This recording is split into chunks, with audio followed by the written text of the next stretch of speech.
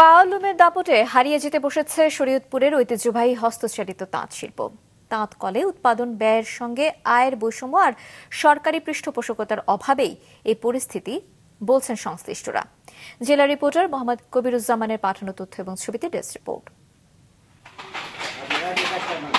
কয়েক যুগ আগেও নড়িয়া উপজেলার কেদারপুর গ্রামের প্রতিটি বাড়িতে ছিল হস্তচালিত তাঁতের কারখানা। স্থানীয় চাহিদা পূরণ করে দেশের বিভিন্ন জেলায় বিক্রি হতো উৎপাদিত শাড়ি, লুঙ্গি, গামছা ও পাগড়ি তৈরির জন্য বিশেষ ধরনের রুমাল।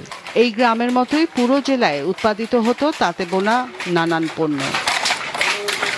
কালের বিবর্তন আর আধুনিক যন্ত্রপাতির ব্যবহার বাড়ায় হারিয়ে যেতে বসেছে হস্তচালিত শিল্প। চাহিদার পাশাপাশি উৎপাদিত পণ্যের আয় ব্যয় সামঞ্জস্য না থাকায় অনেকেই ছেড়েছেন এই পেশা। বর্তমানে মনে করেন এই কাজ নাই বললেই চলে।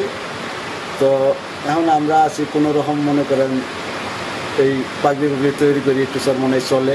আমিও তাকে অনেক মাল চলছে, অনেক বিভিন্ন কাপড় তৈরি বানাইছি। এখন তো সব বন্ধ, সম্পূর্ণ গেছে গা। বিভিন্ন প্রশাসনের পক্ষ থেকে কয়েক দফা আশ্বাস দিলেও তা বাস্তবায়ন হয়নি বলে অভিযোগ তাঁতিদের। কয়েকবার এলো, কাগজপত্র নিল, কোনো কিছু আমরা ফল পাই না। খালি ওই ছবি নেয়, আইডি করে যায়, এটা করে সেটা করে, কোনো কিছু আমরা সরকার থেকে কোনো আমরা অনুদান পাই না।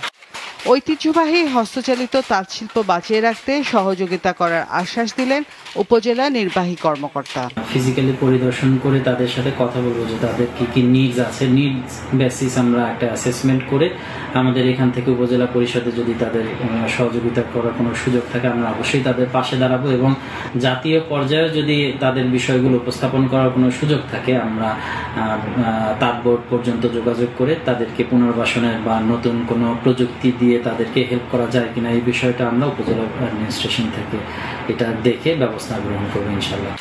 একসময় জেলার 6 উপজেলায় 2 লাখেরও বেশি তাঁত থাকলেও বর্তমানে এর সংখ্যা দাঁড়িয়েছে 50-এর কোটায়। মাছরাঙা নিউজ ডেস্ক।